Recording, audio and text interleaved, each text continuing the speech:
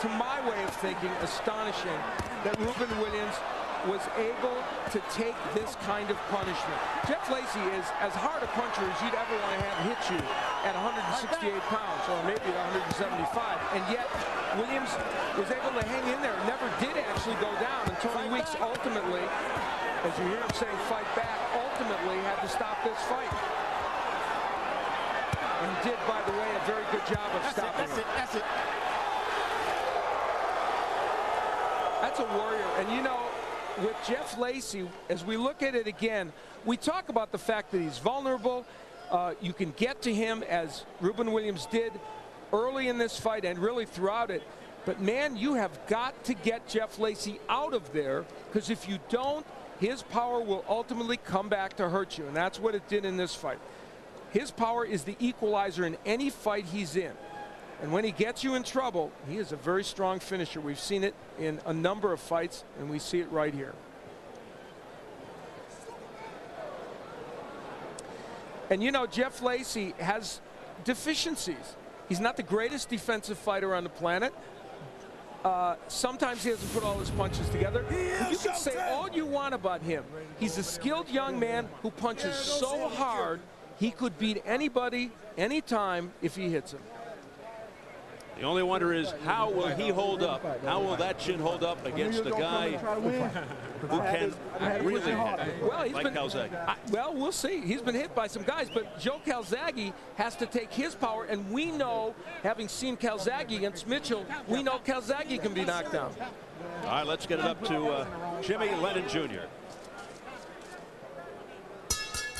Ladies and gentlemen, we have the time of 47 seconds in round number 7. Our referee in charge, Tony Weeks, stops the contest. He's the winner by way of technical knockout, still undefeated, and still the IBF super middleweight champion of the world, Jeff Left Hook Lacy.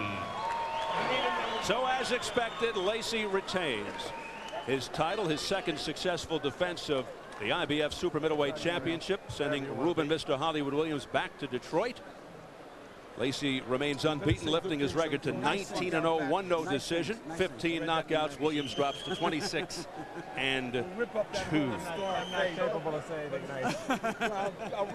Jeff Lacy victorious again. He wants that defining fight, and it could happen in December with Calzaghe in Wales, but his goal is to be the undisputed super middleweight champion. Coming up next from Las Vegas, Nevada, our main event, two-time WBC lightweight champ Jose Luis Castillo will defend his title against former IBF lightweight champ Julio the Kid Diaz, the winner to meet Diego Corrales May 7th here on Showtime. Right now we're set for post-fight reaction. Let's go to Jim Gray in the ring. Jim.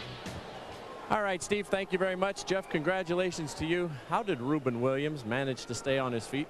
I don't know. It seems like every time I get in the ring, these guys are trying to take this belt away from wrapping around my waist. And they training hard. I give them credit. I looked at Ruben like I was going into my first world title. I trained my heart off. I was hard to be, I was determined to win, and that's what he came out and did. Only he's just sitting there with a bad boy.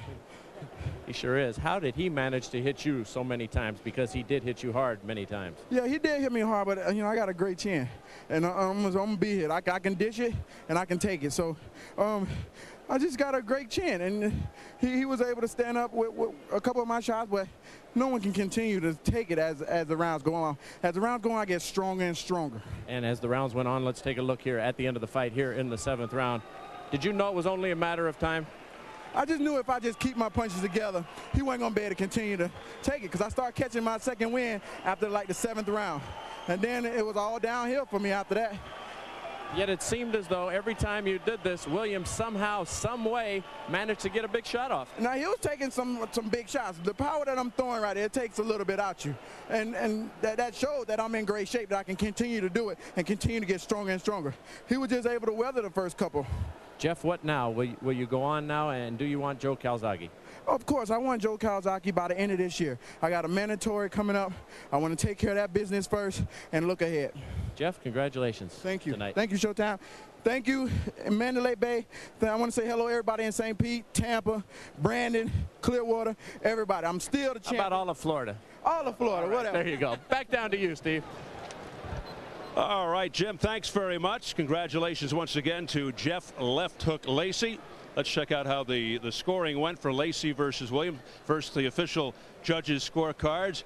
You can see Robert Hoyle had Lacey ahead 59-54. Denny Nelson had it awfully close to how you had it, Al. I think you had it 2 points for Lacey at the time of the stoppage. And Glenn Trowbridge had it 4 points in favor of Jeff Lacey.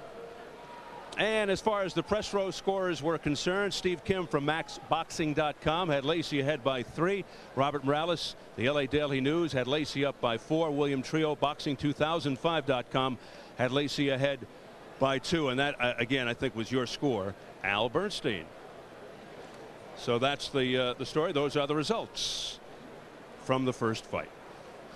Jose Luis Castillo getting ready to defend his WBC lightweight crown against Julio Diaz in our main event after wins over Juan Lezcano and Joel Casamayor. Castillo finds himself one step away from a showdown that's found on every fight fan's wish list, a defense in May against Diego Corrales.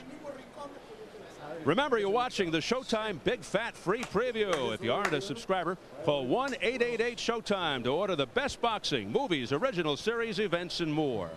Now here's a look at what's coming your way on Showtime.